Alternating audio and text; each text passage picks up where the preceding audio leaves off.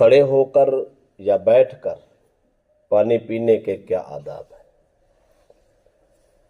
اس حوالہ سے جو پہلی حدیث مبارکہ ہے، حضرت ابو سعید خدری رضی اللہ تعالیٰ روایت کرتے ہیں، فرماتے ہیں نہا رسول اللہ صلی اللہ علیہ وسلم عن اختناث الاسقیہ، تاجدار کنا صلی اللہ علیہ وسلم نے مشکیدے کے منہ کو موڑ کر پانی پینے سے منع کیا۔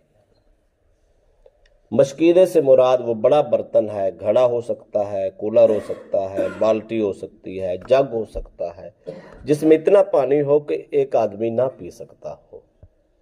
اگر پانی بھر کے رکھا ہوا ہے، اس برتن کو منہ لگا کر پانی پینا منع۔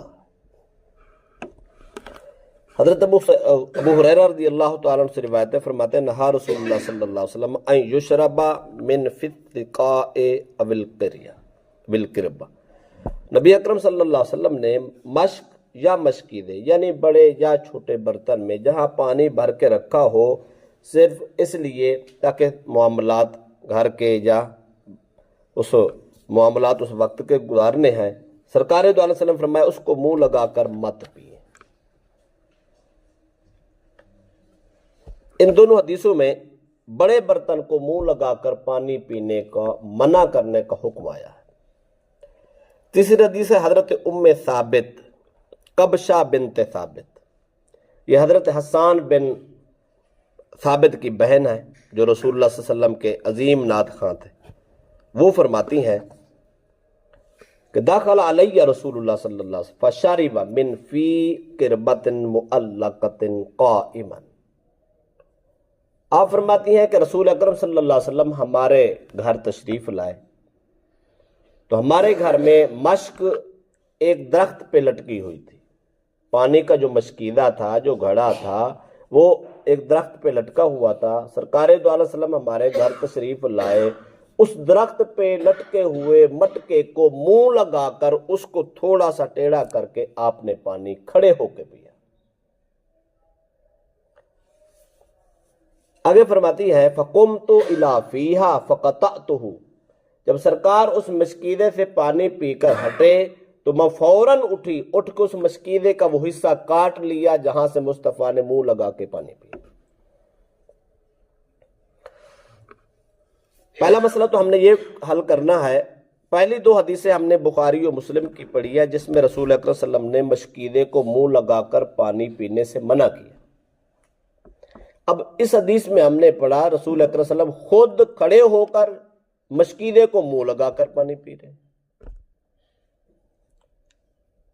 اس کا جو جواب ہے وہ یہ ہے، پہلی دو حدیثوں میں منع کیا گیا، اس کا مطلب یہ ہے افضل یہ ہے بیٹھ کے پئیں، افضل یہ ہے مشکیدے کو منہ نہ لگائیں، گھڑے کو منہ نہ لگائیں، بلکہ چھوٹے برتن میں، گلاس میں، پیالے میں، ایسا برتن جس کو عام استعمال کرتے ہیں اس میں پانی ڈال کے پی، یہ افضل ہے، یہ اکمل ہے، یہ پسندیدہ عمل ہے۔ رسول اکرم صلی اللہ علیہ وسلم نے اس کو ترجیح دی ہے اور اسی کی ترغیب دلائی ہے۔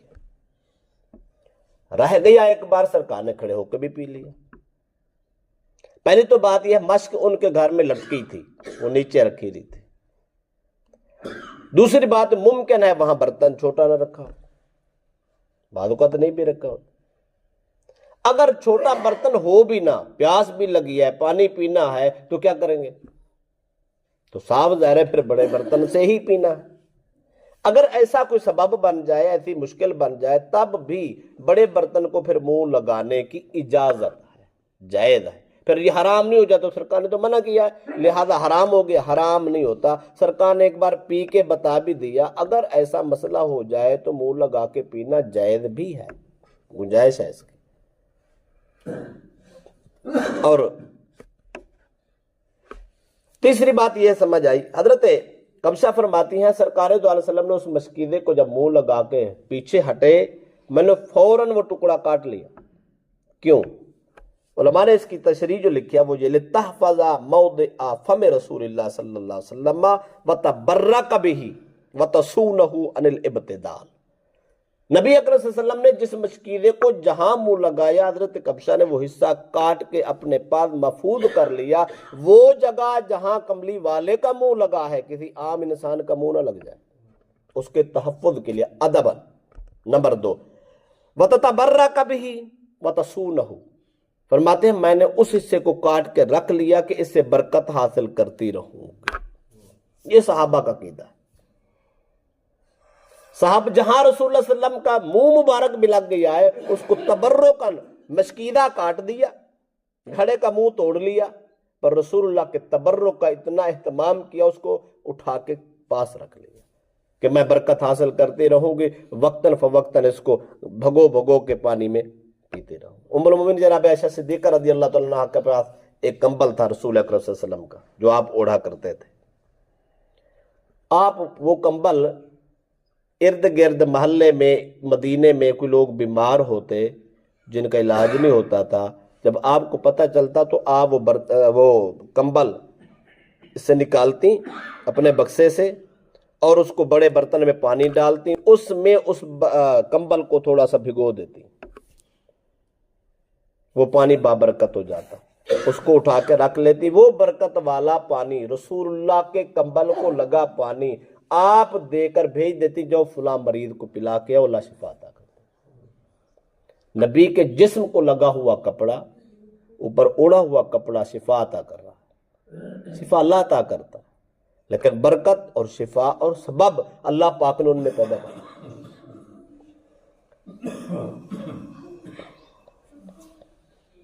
तो 3 बातें हमने पढ़ ली।